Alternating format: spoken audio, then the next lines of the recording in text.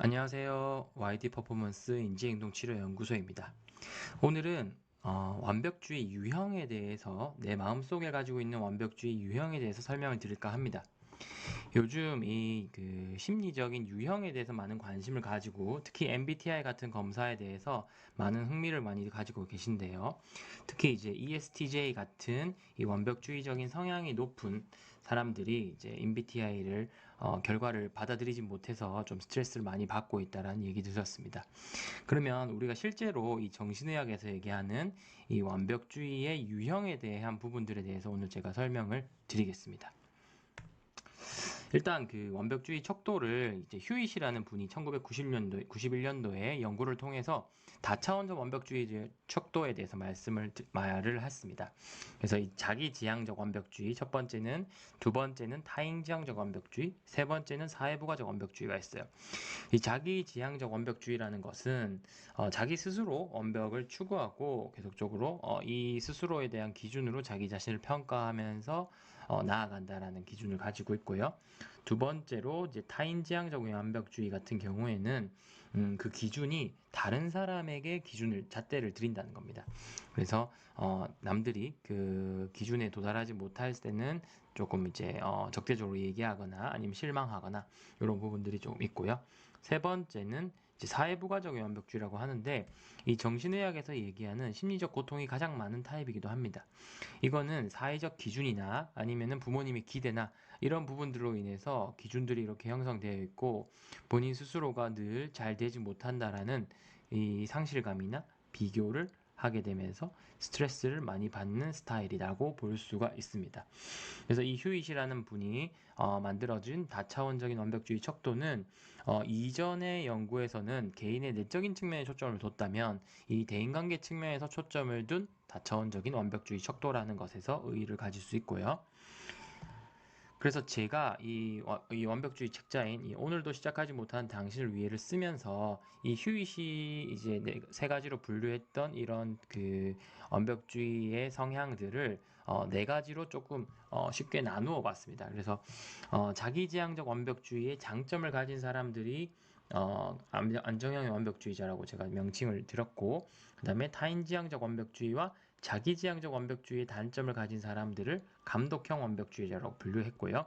그 다음에 사회부가적 완벽주의의 특성을 불안이 높은 회피형의 특성 완벽주의자, 그 다음에 그 자체경, 그러니까 우울감이나 이런 것들이 좀 높은 자체경의 완벽주의로 이렇게 네 가지로 나누어 봤습니다. 그래서 우리 마음속에 이 완벽주의라는 것이 누구나 가지고 있고 어떤 것이 우세한가가 중요한 것이지 이 완벽주의를 완전히 없애는 것이 목적도 아니고 어떤 것들을 건강한 완벽주의를 키우고 건강하지 않은 완벽주의를 줄여나가는 것이 목표라고 할 수 있겠고요. 첫 번째로 나오는 이 안정형의 완벽주의가 건강한 완벽주의자라고 보실 수 있겠습니다. 그리고 여기 나오는 감독형과 회피형, 자책형이 건강하지 않은 완벽주의자라고 하겠죠. 완벽주의라고 볼 수 있어요. 그래서 이 건강하지 않은 완벽주의를 어떻게 줄일 것인가가 우리의 목표가 되겠습니다. 첫 번째는 안정형의 완벽주의부터 말씀을 드릴게요. 아까 말씀드렸던 건강한 완벽주의자라고 볼 수 있고, 왜 제가 이 건강한 완벽주의라고 생각을 하냐면 이 평가의 기준이 자기 자신에게 있기 때문입니다. 그래서 결과가 아니라 과정을 조금 더 중요시하고요. 그렇기 때문에 실패가 중요한 것이 아니라 실수가 중요한 것이 아니라 이분들은 이제 성장에 포인트를 둡니다. 그래서 실수나 실패를 하더라도 그것으로 인해서 뭔가를 배우고 좀 더 성장할 수 있는 과정을 중요시 여긴다는 거죠. 그래서 건강한 완벽주의, 안정형의 완벽주의가 클수록 완벽주의를 좀 잘 활용할 수 있고 완벽주의가 가지는 장점인 이제 계획성이나 성실함, 그 다음에 꼼꼼함을 잘 활용해서 자신의 능력을 최대치로 이끌어낼 수 있다라고 보실 수 있겠습니다. 이 안정형 완벽주의자의 특성은 강점은 아무래도 자기 일에 몰입을 많이 하죠. 왜냐하면 외부 상황에 흔들리지 않아요.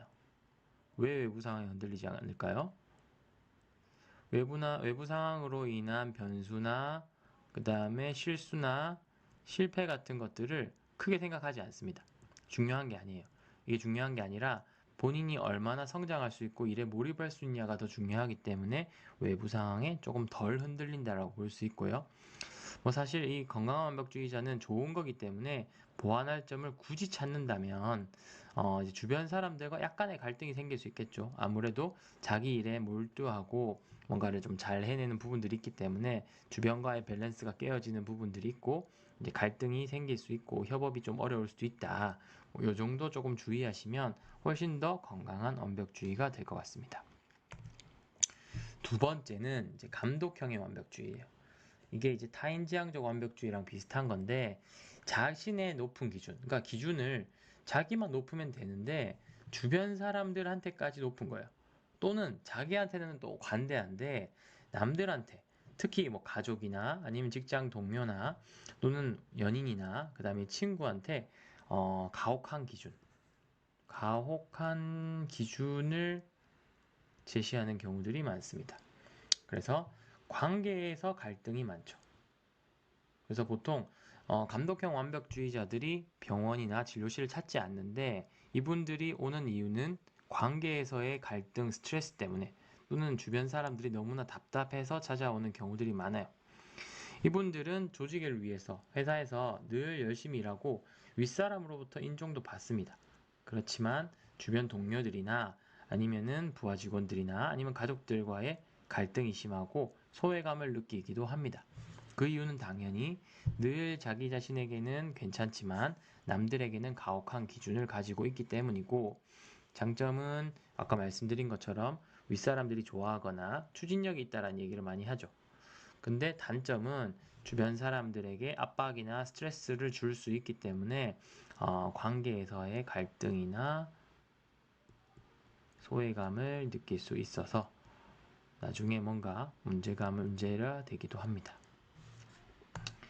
세 번째는 게으른 완벽주의자 제일 유명하죠, 그죠? 뭔가 게으르고 회피하는 것처럼 보이는 완벽주의자예요. 그래서 이런 타입의 완벽주의자의 유형은 완벽하게 해내지 못할까봐 시작을 못하는 거죠. 시작을 못하는 이유가 완벽하게 해내지 못할까봐 또는 실수할까봐. 그래서 완전히 준비가 되기 전에는 움직이지 않는 경우가 많고 제 책의 이름인 오늘도 시작하지 못하는 당신에게도 사실은 이 게으른 완벽주의자의 이런 망설이고 있는 시작을 못하는 유형을 좀 더 확대한 것입니다. 그래서 이분들은 만약에 혹시라는 말을 자주 사용하죠. 그래서 시작하기 전에 너무 많은 경우의 수를 시작하다 보니까 그것 때문에 뭔가를 못하게 되는 거고요. 그래서 본인은 시작하기 전에 생각이 이렇게 많아요. 여러 가지들을 생각하고 그리고 이 생각으로 하여금 다양한 경우의 수나 이런 그 머릿속이 매우 복잡함에도 불구하고 주변에서는 뭔가 시작을 안 하고 완성을 안 하니까 열심히 안 하네? 게으르네? 이런 오해를 받기가 쉬운 거죠. 하지만 머릿속으로는 마음이 매우 불편하고 머릿속이 매우 바쁜 완벽주의자의 유형이라고 볼 수 있습니다.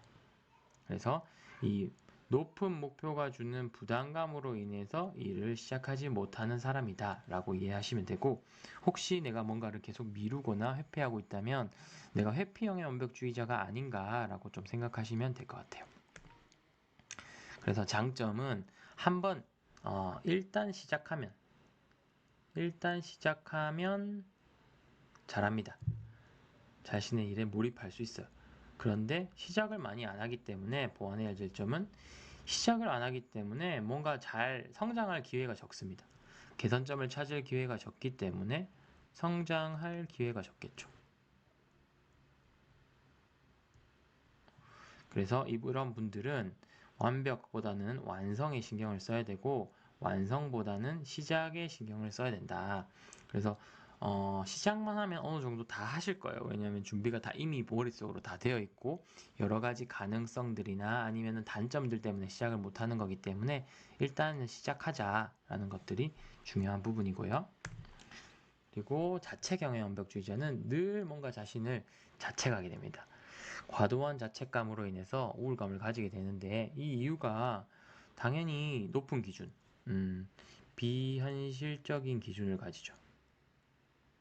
비현실적인 기준을 가지기 때문에 늘 여기 달성을 실제 성과는 이렇습니다. 사실 이것도 나쁜 게 아니에요. 크게 괜찮은 편인데 열심히 했고 이 기준들이 너무 비현실적이고 높다 보니까 달성은 지금 당장 달성하기 어려운 부분들이 있다 보니까 이 상실감으로 인해서 계속 쌓이니까 우울감이 생기고 낮은 자존감이 생기는 것입니다. 그래서 이런 분들은 비교를 많이 하고요. 그리고 단점을 확대 해석하죠. 이 비교를 할 때도 남들이 잘한 부분과 제가 못하는, 자신이 못하는 부분을 비교하게 됩니다. 특히나 이런 분들이 이제 SNS 볼 때, 특히 인스타 같은 것들을 볼 때 남들은 되게 맛있는 거 먹고 좋은 여행지 가고 뭔가 행복해 보이는데 자기 스스로는 그렇지 못하다고 생각해서 자책을 합니다. 그런데 이분들의 인스타를 딱 오픈해 보면 이분들도 매우 화려한 삶을 살고 있어요. 그러니까 결국은 이게 남들을 비교할 때 화려하고 좋은 부분들이 남들이 다 그럴 것이다라고 생각을 하면서 늘 비교를 한다라는 것이죠. 그래서 97점을 받아도 나머지 3점, 100점 만점에 나머지 3점이 못했던 것들에 대해서 자책하고 만족하지 못하는 그런 부분들이 있습니다. 그래서 이런 분들의 이제 장점은 본인에게 매우 가혹한데 은근히 남한테는 되게 간대요. 그래서 남들의 실수에 대해서는 인정을 하고 받아주는, 그리고 늘 타인에게 민폐를 끼치지 않기 위해서 늘 세심히 배려하는 부분들도 있습니다. 그래서 보완해야 될 점은 자신의 평가 기준을 스스로가 세워야 돼요. 평가 기준 자체를 스스로가 명확하게 세워야 된다. 그래야만 자신이 늘 어느 정도 잘했는 부분에 대해서는 잘 평가하고 아쉬운 부분에 대해서는 개선을 생각해야 된다는 것이죠. 제가 여러분들께 말씀드리고 싶은 것은 우리 안에 완벽주의를 없애야 된다 이것이 아니라 우리 내 안의 완벽주의를 어느 정도는 인정을 하고 이것을 조절하자는 이야기입니다. 왜냐하면 우리 완벽주의는 특히 건강한 완벽주의 같은 경우에는 우리에게 엄청난 장점이 될 수 있고 우리의 능력입니다. 그러니까 건강하지 않은 완벽주의를 조금 줄이고 건강한 완벽주의를 늘려나가는 방식으로 노력하면 우리는 진짜 더 많은 우리가 원하는 성과나 이런 성장을 할 수 있다라는 겁니다. 여기 인스타에 보면 이제 양식당이라는 채널에서 제 책, 오늘도 시작하지 못한 당신을 위해를 요약해 준 그림 중에 한 가지인데요. 여기 보시면 이 안정형의 완벽주의자, 이 건강한 완벽주의자가 우리 내 마음에 이렇게 있다면 이걸 어떻게 이걸 키울 것인가? 우리는 이 부분에 초점을 둬야 되고 건강하지 않은 완벽주의를 어떻게 줄일 것인가에 초점을 맞춰야 된다는 겁니다.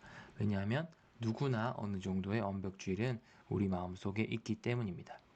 자, 오늘 어떠셨나요? 여러분들의 가지고 있는 내 마음속의 완벽주의 유형에 대해서 좀 알아봤는데요. 자기가 가지고 있는 완벽주의를 어떤지 한번 살펴보시고 내가 어떻게 해 나가야 될지에 대해서 한번 곰곰이 생각해 보는 시간이었으면 좋겠습니다. 감사합니다.